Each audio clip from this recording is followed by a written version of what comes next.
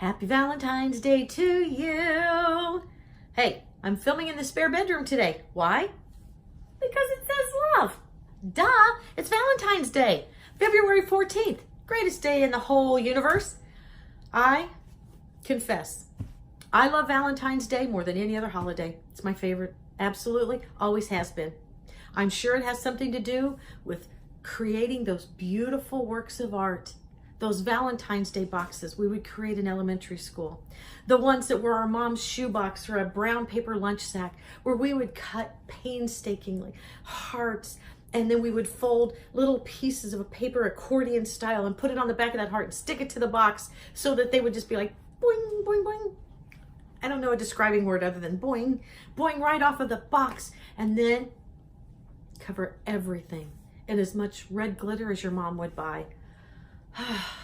I loved Valentine's Day, always have.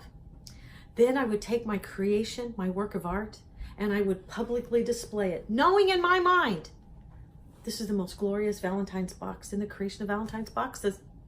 And I would wait, and I would watch every kid that walked by and think, oh, did they put one in my box? Oh, making sure they put one in my box. And then you wouldn't read them. Oh, I hope that the cute boy over in the corner, I hope he gave me a Valentine's Day. I'm sure this is when he's going to declare his love for me. No, I got one from Vincent. Vincent was the kid that nobody liked. He was the kid that was obnoxious on the playground. Poor Vincent. Yeah, that's the one that I got that said, I love you. Really? Well, he loves me. He must be my future. So I went home that day, assuming Vincent loved me, thinking he would be my future husband. But thank the Lord, he had a different plan. Years later, I meet Rodney. Good thing is, Vincent's mother is probably the one that forced him to put that card in. I can see it in my mind now as a mother of 3 kids, that at the end of that Valentine's box, you're filling them out for everyone in your class. You get down to the 3 that are mushy, and as a mom, you go, I don't care. Just put somebody's name on it. We've got to get this done. We've been working on it for an hour. All the ones that say you're my best friend, we've already used. Just pick somebody's name and put it in there. I'm sure me and Mrs. Blazer, the teacher in 2nd grade, were the 2 that got the last I love yous in Vincent box. That's okay. He wasn't my future anyway. Nope, poor Rodney was the one that was then going to have to deal with the unrealistic pressures of a poetic, romantic woman who every year is going to start in January going, I love Valentine's Day. It's my favorite holiday in the year. I love it. I love it. And my poor husband is like, ugh. Now, my husband never lets me walk on the outside sidewalk. You know why? He takes that role because he doesn't want someone to kidnap me. I've never once killed a spider. I'm the damsel in distress. Ah, a spider. I don't even have to move. He's on it. I've never, ever had to put down a mouse. Oh, I don't even want to think about it. Not only does he kill the mouse we've had, he's the one that makes sure I don't even see it.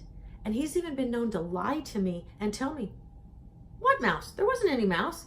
Because he knows it would break my heart because I don't want the mouse, but I don't want it to be dead because it has a family. And so he just, to save me the trauma, he just says, we didn't even have a mouse, even though I know better. But that should be counted as all grand displays of love and romance. He should get a pass on February 14th because it's like, look, all he does for me the rest of the year that is so gallant and so virile and so strong and so praiseworthy. I should just go, look, dude, February 14th, just take the day off. You don't need to. Instead, I start thinking about it the night before. Oh, I wonder what he got me. I wonder if it's grand. I wonder if, oh, what romantic thing is he going to say? Because I practice what I preach. I always make sure I do something grand for him. I always buy him giant stuffed animals, like he's a 12-year-old girl. I don't know why that seemed like a good idea. After about taking 3 or 4 of them to a donation center, I realized, he doesn't really like stuffed animals. I don't imagine why. And then I buy him chocolates. By the end of July, I throw them out because he never opened them. He goes, well, I'm not really a candy person. Well, you should have told me. I'd have been glad to eat them because I'm always a candy person. But no, he doesn't like chocolates. So one time I thought, oh, I've got him this time. Yep, got it this time. Singing telegram. Yeah. At the time, he worked in a secured area, so there was this breach that you couldn't cross. So I painstakingly scheduled this singing telegram to come and stand in the parking lot so that when my husband got off work that day and the gate swung open and he came out with all of his coworkers, there was going to be a sweaty man dressed as a giant bear singing a Valentine's Day song for him. Actually, I paid extra. He was getting 2 songs. Oh yeah. Ain't nothing good enough for my man. Not just 1, 2 songs. Love ya. Yeah, I'm thinking all of his friends, they're going to be so jealous. Oh, they're going to surround him as my husband is serenaded by a sweaty man in a bear suit. And they are going to say, oh, I wish my wife was that loving. I wish she was creative and she had such a grand display of love for me on this holiday. Rodney, you were a blessed man. No, instead, as they all came out with him, as soon as he saw me standing there with this bear, and I'm like, here's what my husband did. And guess what? All of his friends took the long way to the parking lot. They didn't even come close to the giant sweaty bear because they're like, we want nothing to do with this. We don't want to even be associated with this. We're going to spare the embarrassment for that poor man over there. No, Rodney, we're going to pretend it didn't happen. We're going to take the long way and you go deal with this mess yourself. Yeah, he was humiliated. He's like, please never do that again.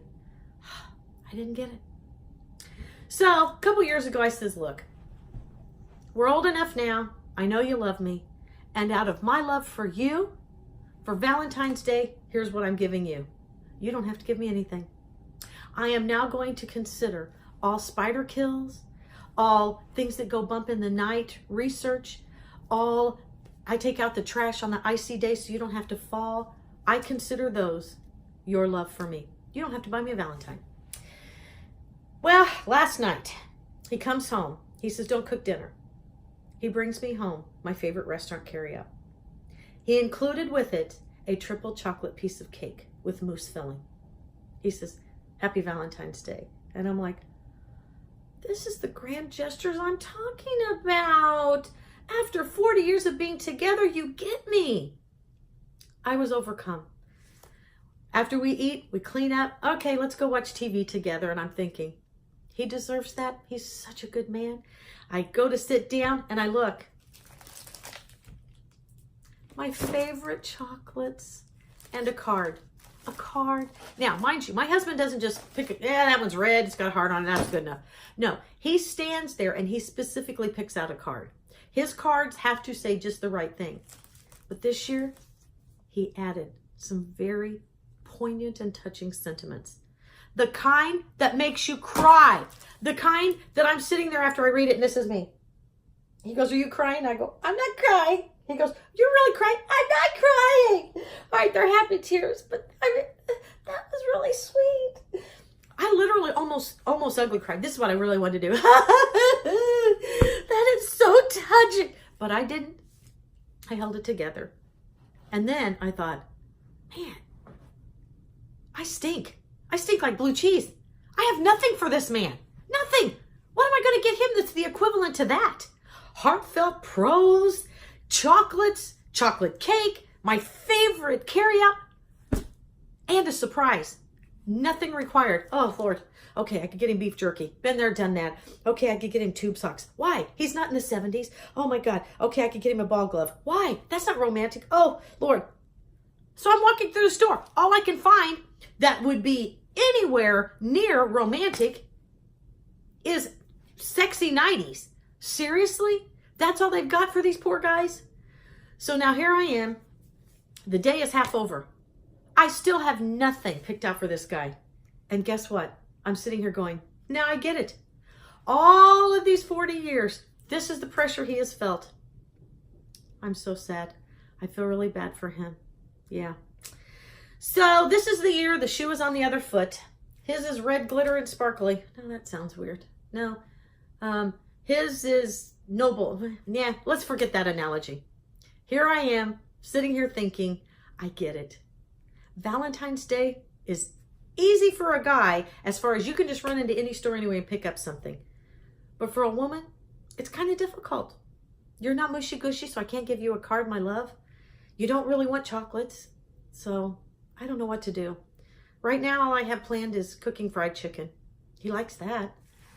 So, I don't know. Looks like a fancy dinner tonight, and one that I'm going to probably throw flour all over my face and say, oh, I'm so hot and sweaty. I've been working all day on this, and maybe that'll count for something. So, all right. I hope you're having a stress-free Valentine's Day. Stress-free Valentine's Day. One full of love and hope and happiness and no guilt or shame. I'm carrying that for all of us. Have a great day.